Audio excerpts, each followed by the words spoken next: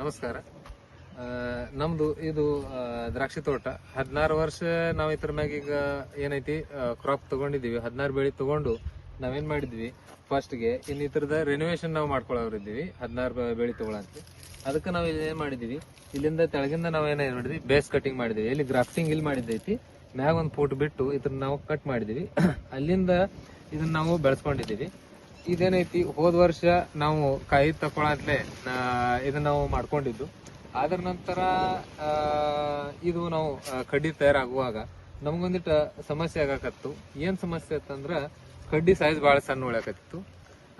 ಅದರಿಂದ ನಮಗ ಏನಾಗತ್ತಿತ್ತು, ನಾವು ಪೊಲಿಕ್ಯಾಲ್ 2X ಅಥವಾ ಒಂದು ಗೊಬ್ಬರ ಏನೈತಿ ಅದ್ರಾಗ ಪೊಟ್ಯಾಶ್, ಕ್ಯಾಲ್ಸಿಯಂ, ಮ್ಯಾಗ್ನೀಷಿಯಂ ಮತ್ತು ಸಲ್ಫರ್ ಇದು ಅದಾವು. ಅದರಿಂದ ಅದನ್ನು ನಾವು 5 kg ಪರ್ ಎಕರ್ 5 kg ಈ ತರ ಅದನ್ನು 2 ಅಪ್ಲಿಕೇಶನ್ ನಾವು ಕೊಟ್ಟಿದೀವಿ. ಅದ್ರ ಕೊಡೋದ್ರಿಂದ ಏನಾಗೈತಿ, ನಮ್ಮಲ್ಲಿ ಕಡ್ಡಿ ಥಿಕ್ನೆಸ್ ಸರಿಯಾಗಿ ಆಗೈತಿ, ಕಡ್ಡಿ ದಪ್ಪಾಗಿದಾವು, ಕಡ್ಡಿ ಮೆಚುರಿಟಿನೂ ಚಲೋ ಆಗತೈತಿ.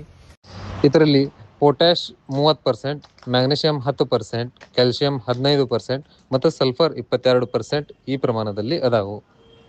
ಅದರಿಂದ ಏನಾಕೈತಿ, ಒಂದು ಕಡ್ಡಿ ಗರ್ಭ ಚಲೋ ಆಗಿ ಕಟ್ಟಾಕ ಪೊಟ್ಯಾಷಿಯಂ ಮತ್ತ ಸೆಕೆಂಡರಿ ಮೈಕ್ರೋನ್ಯೂಟ್ರಿಯೆಂಟ್ ಅದಾವು, ಅವು ಹೆಲ್ಪ್ ಆಕ್ಕಾವು.